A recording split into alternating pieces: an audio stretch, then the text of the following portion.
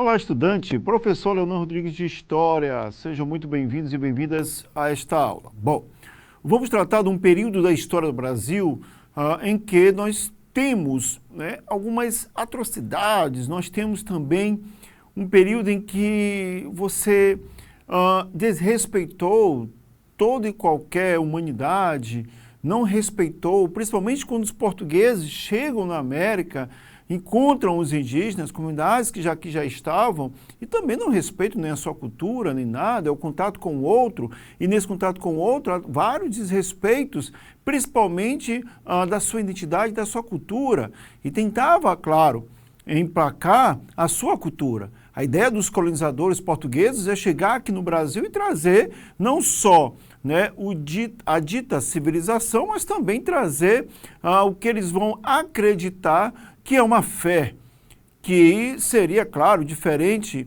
das religiões ou da religião das comunidades dos povos indígenas, dos povos originários.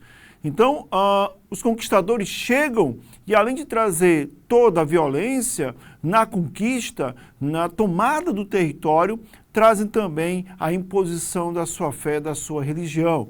E isso acontece, claro, principalmente com os indígenas, porque os negros que vieram de África, a própria igreja dizia que eles não tinham alma, então não precisavam ser catequizados. Mas os indígenas, sim, eles tinham uma alma de criança e precisavam da catequese, precisavam dos ensinamentos, dos dogmas, dos bons modos, para que eles pudessem, então, estar dentro dessa perspectiva, entre aspas, de civilizado, na visão de quem chega, na visão dos colonizadores. Por isso nós vamos tratar nessa aula sobre essa tentativa da igreja, a partir de uma companhia específica, missionária da Igreja Católica, que chega no Brasil e tenta a catequização dos indígenas. Então pegue papel e caneta e vamos para a nossa aula.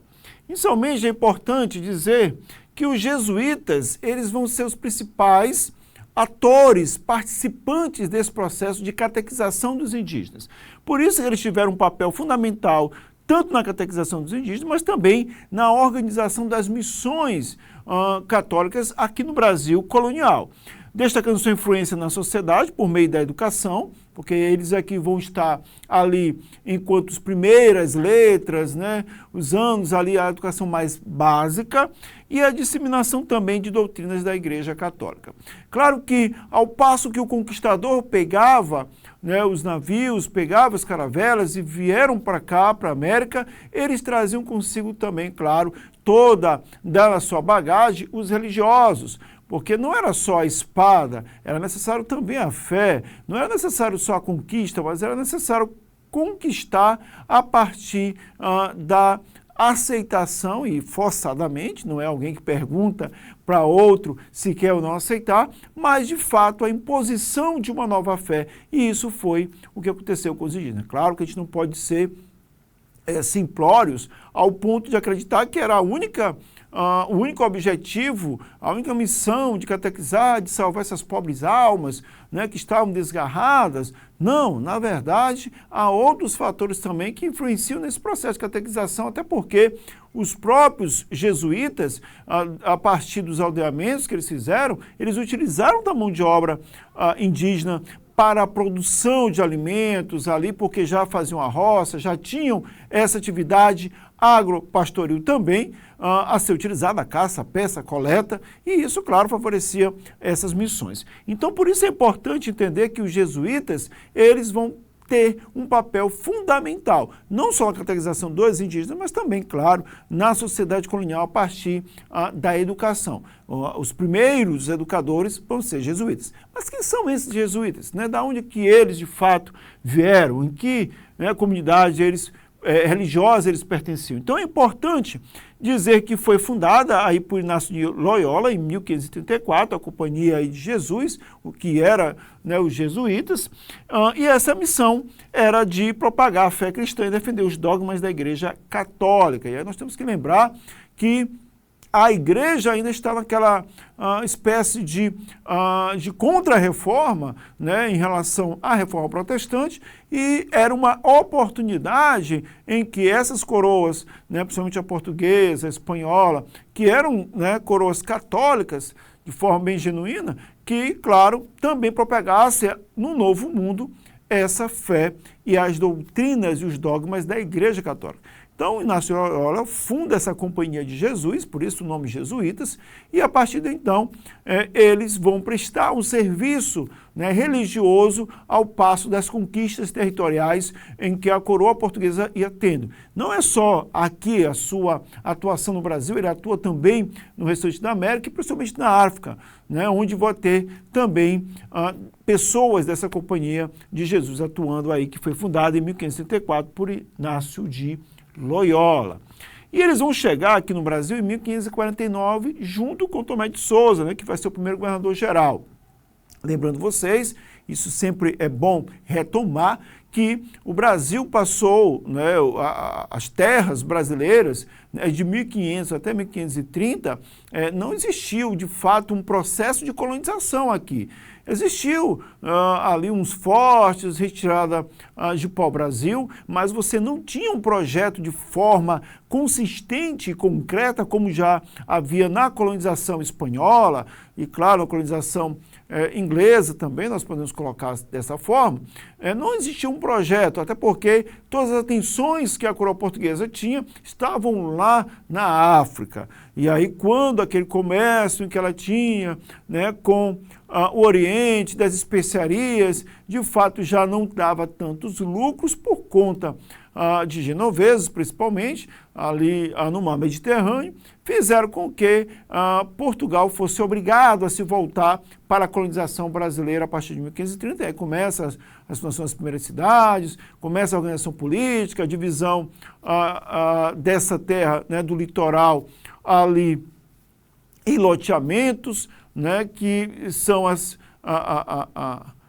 o passo, né, decisivo de organização política, né, que são as capitanias hereditárias, que vocês têm ali os donatários, então aquela história de organização que com certeza você já viu e nós já vimos também aqui nas nossas aulas. Então, eles se tornaram influentes na colonização e dentro da estruturação social colonial. Então, é muito importante você anotar isso, porque para não ficar mascarado assim, não, jesuítas só participam da catequização dos indígenas. Não, na verdade, é um braço ideológico do próprio Estado, né? Quando eu falo Estado, da coroa portuguesa que estava, então, nesse processo de colonização. Claro que a igreja era aquela que legitimava as ações dessa coroa e dos seus conquistadores. Então, inclusive, você vai ter as guerras justas, né, que são colocadas como guerras justas por parte da própria coroa portuguesa de reconhecer que o avanço, né, do processo de colonização, você teria que matar alguns, né, e muitos, milhares, né, de comunidades indígenas que estavam pelo caminho e que, claro, faziam o papel de resistência dentro desse processo. E isso faz com que você seja legitimado pela própria igreja, né? Então a igreja legitimava essa violência também, essas barbáries que aconteciam aqui no processo colonial, além de, claro, da própria estruturação social. E o que os jesuítas vieram fazer de fato no Brasil? Uma pergunta que sempre é importante nós termos as respostas para uma possível resposta de uma questão, mas pode ser também na construção de um argumento dentro da sua redação, é importante. Então vamos ver alguns pontos aqui, não são todos, claro, mas o primeiro é a Convenção dos Indígenas como estratégia de domínio.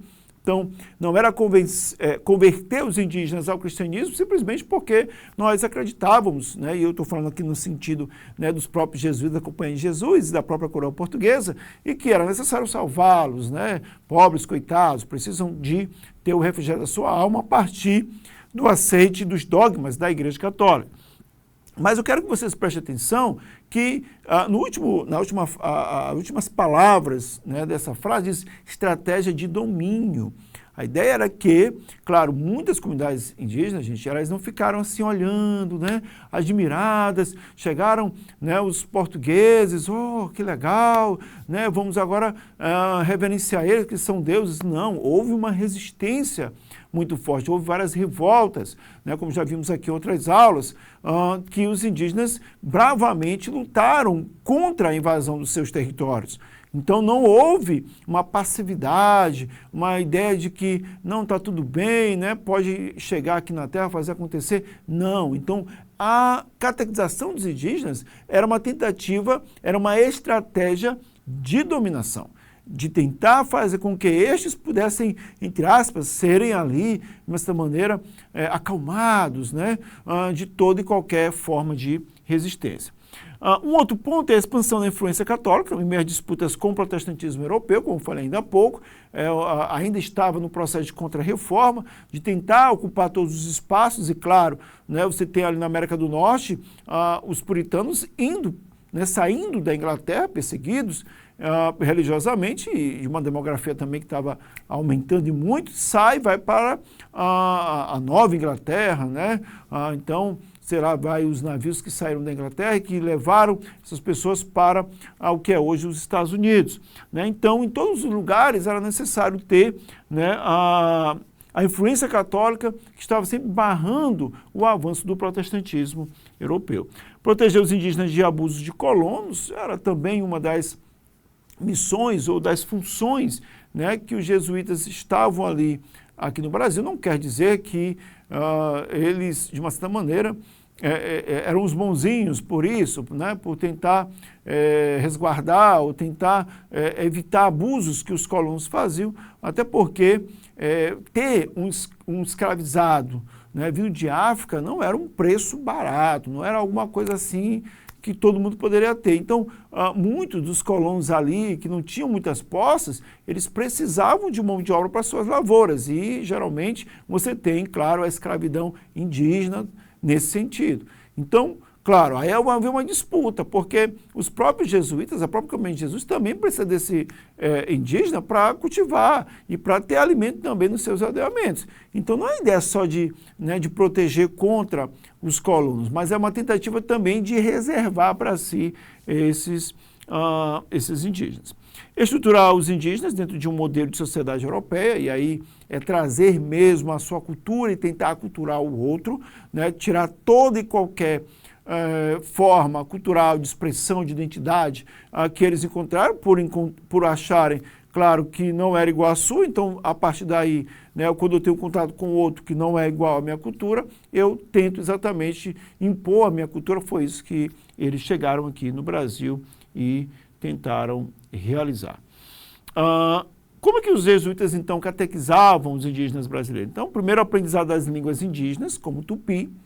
Então, a ideia de também aprender a língua tupi era no sentido de dominação também. E tentar fazer com que a maior parte deles, porque, galera, muito importante isso, a gente não pode acreditar que, por ser uma comunidade indígena, todo mundo fala a mesma língua. Nós temos vários dialetos, né, que são utilizados pelas várias comunidades indígenas, né? Uns foram, claro, se perdendo porque foram exterminados enquanto comunidades, mas em muitos deles ainda preservam os seus dialetos, né, da sua linguagem.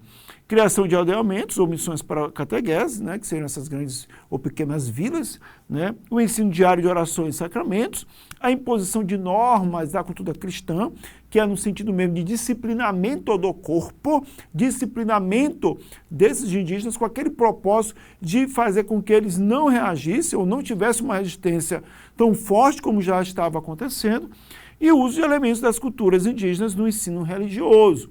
Então, tentavam mesclar esse ensino religioso a partir da sua vivência, a partir daquilo que eles têm enquanto elementos de identitários, né? Mas nesse sentido de dominação. Nós não podemos pensar que, mas olha que bons, né? Que bons eles, né? Estavam tentando exatamente utilizar o que eles já tinham. Negativo, turma. Eles estavam de forma, né, bem objetiva. E claro, né, não existia uma falta de intencionalidade, pelo contrário, era intencional a utilização desses elementos culturais indígenas no ensino religioso, para tentar, claro, se aproximar cada vez mais das comunidades indígenas e fazer com que elas fiquem ali, né, não tão agressivas. E aí eu trago esse termo, aculturação. Eu tenho falado aqui vários momentos na minha fala aqui, você pode até se perguntar o que é aculturação. Claro que você com certeza viu isso em sociologia, mas a gente traz aqui, né?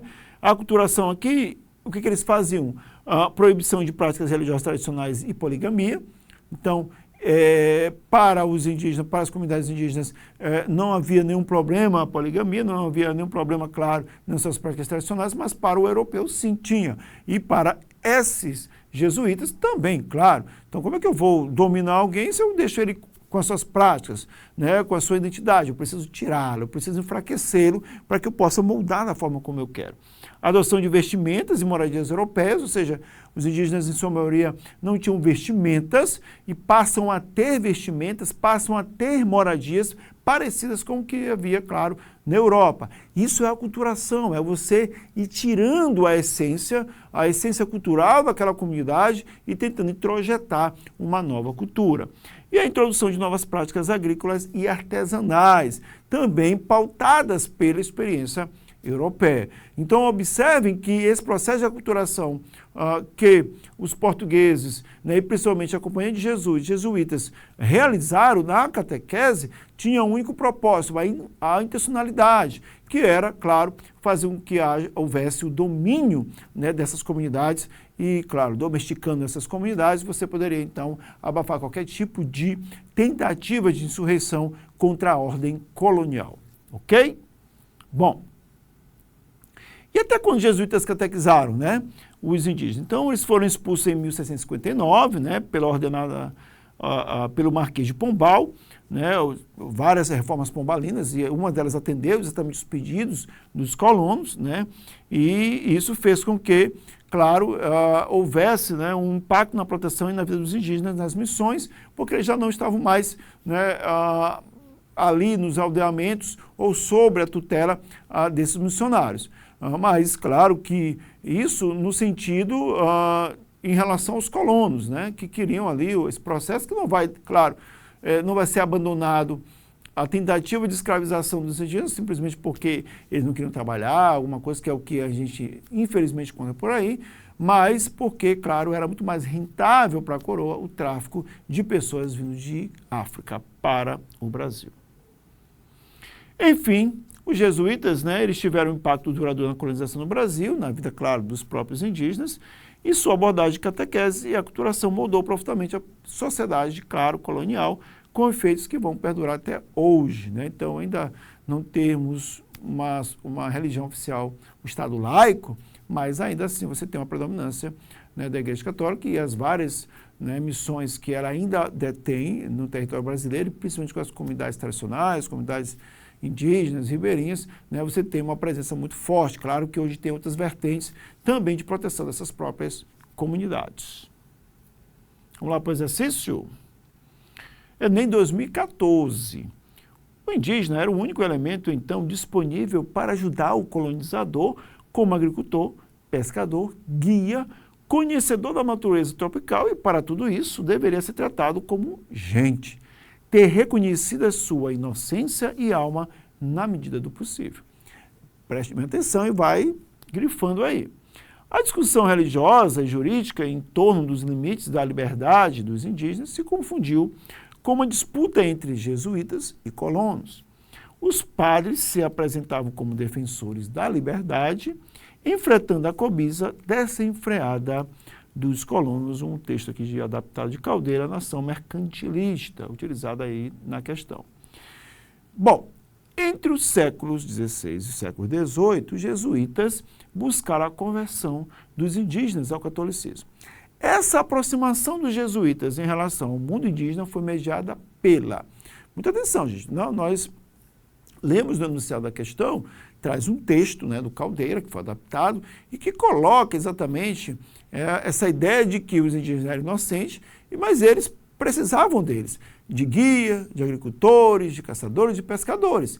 Então tentou-se protegê-los, mas não por falta, né, de intencionalidade, pelo contrário, a intencionalidade era o dominar. Letra A, demarcação do território indígena, não tem nada a ver, né, gente? B, manutenção da organização familiar. C, valorização dos líderes religiosos indígenas? Também não, né? Letra D, preservação do costume das moradias coletivas? Pelo contrário, nós vimos aqui que eles mudaram até as moradias. Comunicação pela língua geral baseada no tupi? E aí nós temos, claro, a resposta correta, gente, porque era exatamente o que eles faziam, era ter essa língua tupi para que essa comunicação ficasse mais fluida e mais fácil também, ok? Bom, essa aula termina por aqui, mas você tem na descrição do vídeo um material que vai apoiá-lo na continuidade do seu estudo a partir de outras questões desse conteúdo. E aqui fica a dica para você, estuda aí.